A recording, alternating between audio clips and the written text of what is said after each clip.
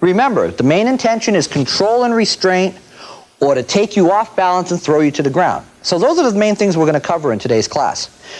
Now, what I'm going to do with Andy, I'm going to have him face you, face the camera for a moment. A little bit of safety with his glasses.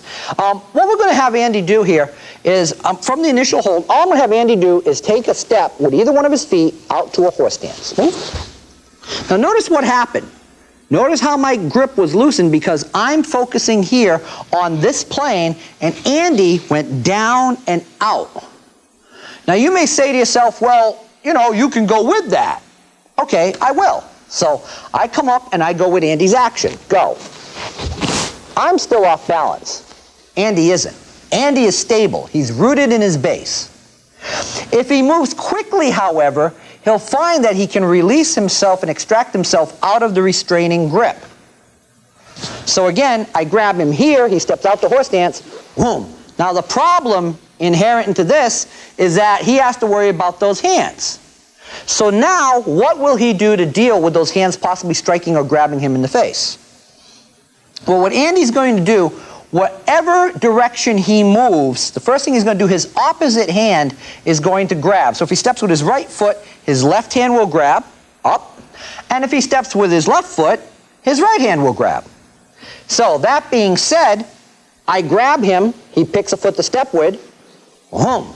Now, he's worried about this hand coming up. All he's going to do, here is the circle. All he's going to do is duck his head underneath the circle. Now, what he's placed me in is known as Seungchul. And this is based on the old samurai sword technique. Please maintain the grip. Now, all he's going to do, he's going to bring his arm up and to his side. And suddenly, I'm a ballet dancer. Suddenly, I'm up on my toes, and as he twists this wrist, I move further away. Now, you may say to yourself, come on over here, sir. You may say to yourself, looking at this, oh, I can come in with a what? No, I can't. I'm going to hit him with a that. No, I'm not. Because as he twists, again, as you watch this, release, sir, what I want you to do is do a simple thing. Take your hand, lift your elbow up like this, and turn your hand as far as you can. And keep turning it. And you're going to find at a certain point, your skeletal structure is locked. Your hand cannot go any further. So what we do in this technique, sir, what we do in this technique is we simply have Andy from this point, when he reaches and grabs, right, he steps, boom. Now again, if he grabs first and really does this whole grabbing action before he steps, I might feel that I might adjust. So what he's going to do, come up. He's going to bring his hand up naturally as he steps. So he's going to move now, boom, and the hand's right there. See? There's the action. And all he has to do from this point is twist, and I can't hit him. If he's worried about me kicking him, all he has to simply do is lift up, and I'm up on toes. I can't get any leverage here. In order to get leverage, I have to establish a base. If Andy has me up on my toes, obviously, I can't establish a base from which to strike. Another important feature about this technique, and we're going to have Andy do it to the opposite side now, if he can do it to his right, he can do it to his left. So I grab him like so, he reaches across with his limb, turns, pulls, lifts up, and I'm tap dancing again. No, hold on, don't release, right. And the reason I'm having him hold on, see, at a certain point, I can relax. If he stays in this position. So what he needs to do is apply occasional, like we say, lightning. So I go to punch him, I go to hit him, and now he twists. Now he wants to move me around. So he twists it, and I'm moving. I'm moving. I try to hit him, I'm not thinking about it. I'm moving backwards. I'm worried I'm going to fall to the ground. He lifts me forward. I'm going to get you. No, I'm not. I'm going to punch you. I'm going to, no, I'm not. And he can lock, restrain, and control me utilizing this simple technique.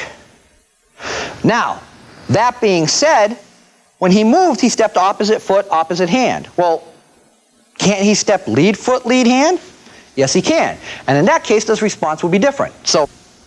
And we're going to go into this attack, and again, this is a rear bear hug arms pin. And what Andy's going to do, he's going to work lead foot, lead hand. So as I grab him, he steps out, and as he steps out with his right foot, his right hand grabs, and he pulls underneath, and he goes right into this arm bar.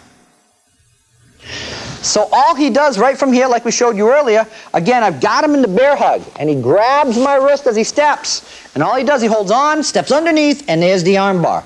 Now you sit there and say, well, what if I've got a really good grip? I got a really strong grip here, and I'm not going to let go.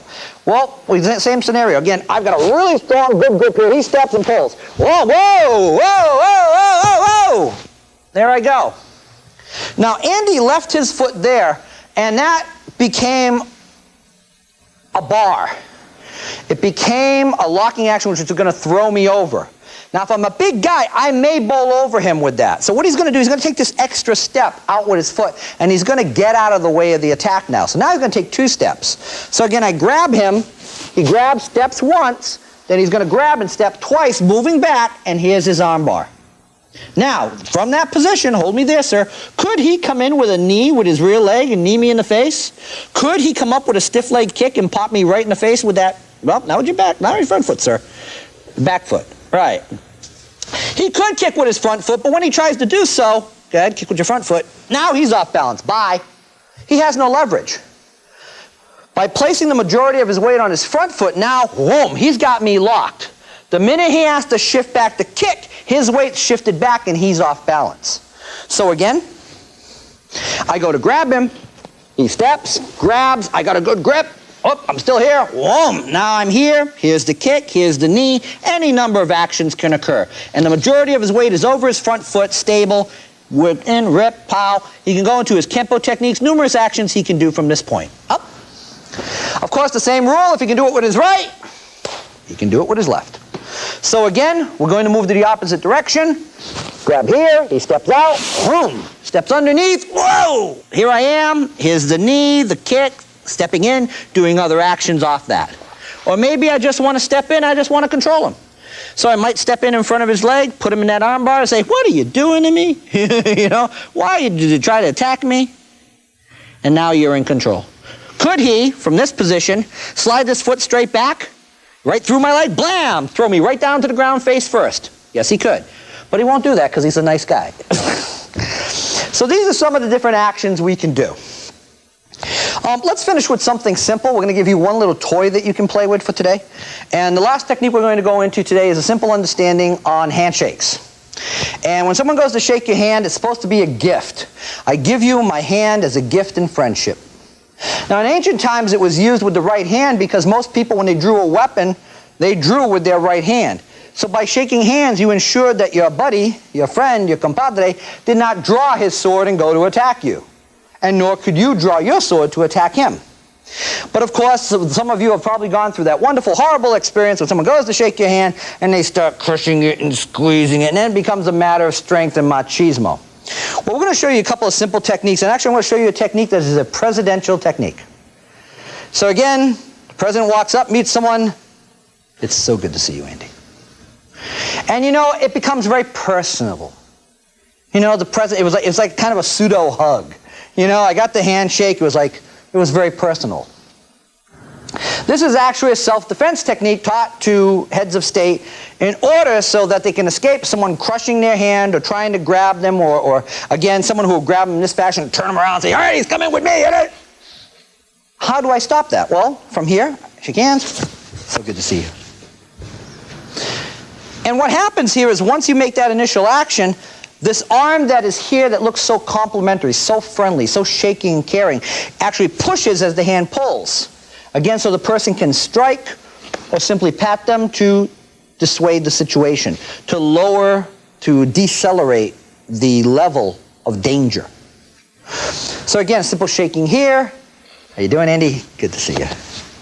And Andy's going to do that to me. So I'm shaking his hand. I try to crush his hand, and he's going to come in, he's going to do that personal action. Hey, how's it going? Now see, he did a little lower. He did a little lower on the hand. And you can do that, and it's a viable option. What I want you to do, now, it's too aggressive. See, that's the whole thing. That doesn't look friendly. Hey, that's mean. What I want to do, so good to see you. Hey, how's it going, Joe? And that's the key.